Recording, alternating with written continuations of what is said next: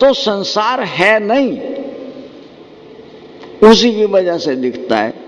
लेकिन जो दिखने वाला है वो मर जाता है, वो पैदा हो जाता है, वो बीमार हो जाता है, उसकी वजह से दुख, चिंताएं और अनेकों व्याधियां हमें देखने को मिलती हैं।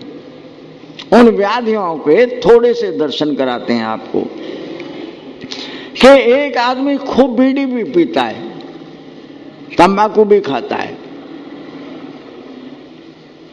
शराब भी पी लेता है, और भी व्यसन है ऐसे। डॉक्टर के पास गया, डॉक्टर साहब मेरी कई दिन से बुखार है, तबीयत ठीक नहीं है। डॉक्टर कहता है तुम 4 दिन रोटी नहीं खाओगे। जो 4 दिन रोटी नहीं खाओगे तो हमारे कैसे देंगे? कि देखो कुछ भी हो, हमने कहा है 4 दिन तुम भोजन नहीं करोगे, ये दवाई खाओगे और ये फल खाओगे। तो जो 4 दिन रोटी नहीं खाता वो तीसरे दिन बीड़ी छोड़ देता है। उसे कहो क्या हुआ?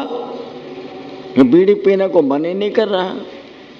उसे तंबाकू को ये तुम रोज खाते हो, खाओ, तो वो तंबाकू भी नहीं खाता है। उसे कहो तुम शराब के पास जाओ, अपनी पत्नी के पास जाओ, वो वहां भी नहीं जाता है। क्यों? वे सारे नशे खाने के ऊपर अच्छे लगते हैं।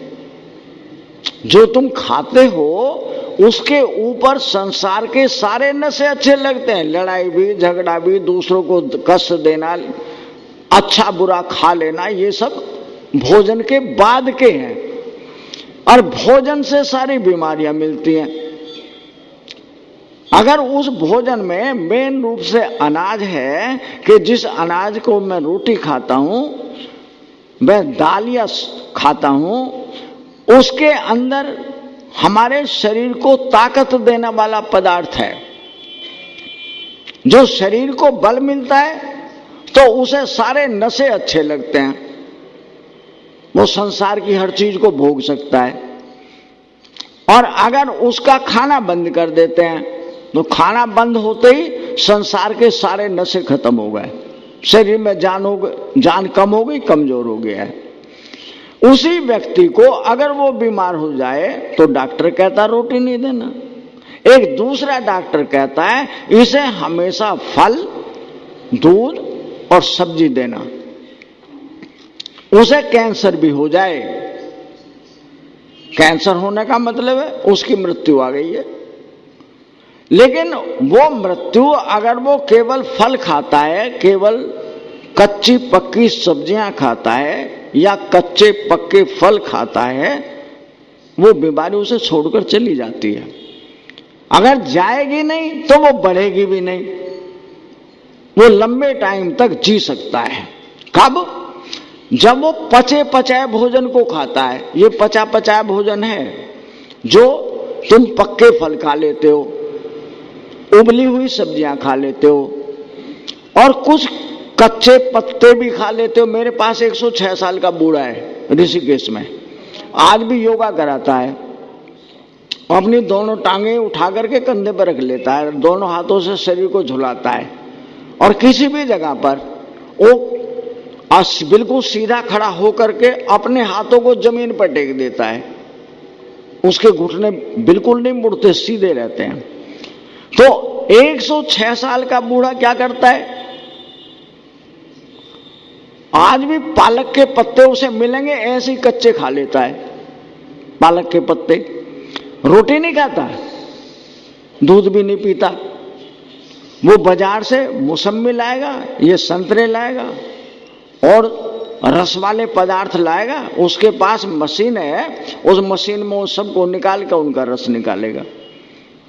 100-150 ग्राम या शहद मिलाएगा।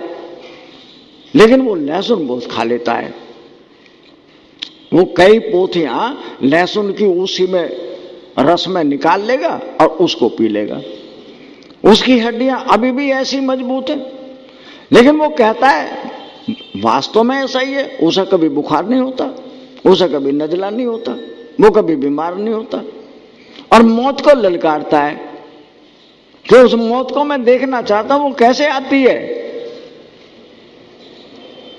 तो 106 साल का हो गया, और अब भी वो कहता है मैं देखता हूं 150 साल तक मौत कैसा आएगी। शरीर को देखोगे तो हड्डियों का जाल है। कहने का मतलब इस बात से कि जो पचा पचाया भोजन खाता है उसे रोटी दाल ये सब खाने की जरूरत नहीं है, बल्कि वो पत्तों में घास को उबाल के खा सकता है, ये फल कच्चे पक्के खा सकता है। उसके सारे दांत हैं, 2-4 दांत निकले हैं जो कीड़े ने खा लिए, वे नए लगवा लिए उसने।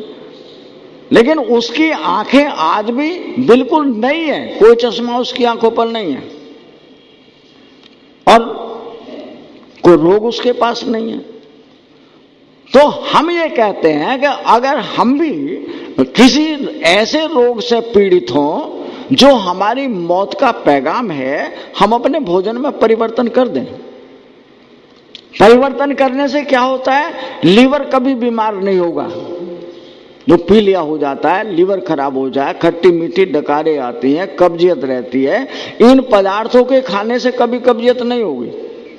और झूठ समझते हो तो जिसको कब्जियत रहती है, खट्टी मीठी डकारें आती हैं, उसको जब भी चाहो समय से लैट्रिन नहीं होती है, डॉक्टर कहता है इसका लीवर बढ़ गया है, इसका लीवर काम नहीं करता है।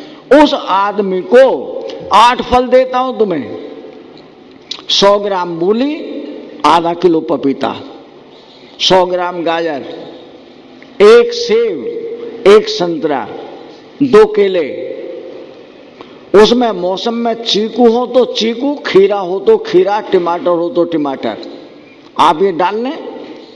काली मिर्ची और काले नमक का चूरन, थोड़ा सा अदरक जरूर डालें, अन्यथा इनमें किसी को बाय भी हो सकती है, ठंडे हैं तो उसके ऊपर नींबू निचोड़ो, रोज सलाद के साथ रोटी खाओ और ज्यादा से ज्यादा उस फल का इस्तेमाल करोगे तो पेट तो बीमार होगा ही नहीं। कि मूली, पपीता और सेब और संतरा, ये चारों चीजें पचाने का काम करती हैं। कैसा भी खाओ सबको पचाएंगी और दस्त नहीं लगने देंगी। काली मिर्च और काला नमक वो इसलिए है ताकि उसके ऊपर ठंडी जो है वो ठंडी खत्म हो जाएगी उसकी। काले नमक और नींबू से उसका स्वाद भी बन जाएगा, जिसको नहीं खाना है वो रोटी छोड़ देगा, उसको खाएगा। 8 दिन लगातार अगर उस फलों की चाट को खा लें आप, तो डॉक्टर के से दवाई लाने की जरूरत नहीं है। तो ऐसी सब्जियां या ऐसे फल लेने से, जिनके लेने से हमारी बीमारियां दूर हो जाती हैं, आलस और नींद दूर हो जाते हैं, और जो संसार के व्यसन हैं वे रोटी के बाद अच्छे लगते हैं, हल्के भोजन के बाद वो अच्छे नहीं लगते हैं। अगर हम उसका इस्तेमाल करते रहें, लेकिन गरीब आदमी के पास वो फल फूल तो खा नहीं सकता है, लेकिन वो परिश्रम इतना करता है कि उसके परिश्रम से वो चाहे कुछ भी खाए वो सब पच जाता है।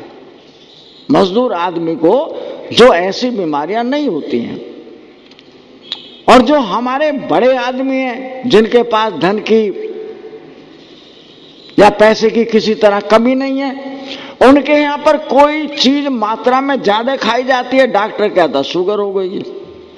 जो शुगर है वो एलर्जी है, किसी आदमी को शुगर नहीं है, बल्कि उसने ज्यादा तगड़ी दवाई खाई तो उस दवाइयों के कारण हमारा लीवर, हमारी किडनी और कुछ रोग और मिल गए तगड़ी दवाई खाने से।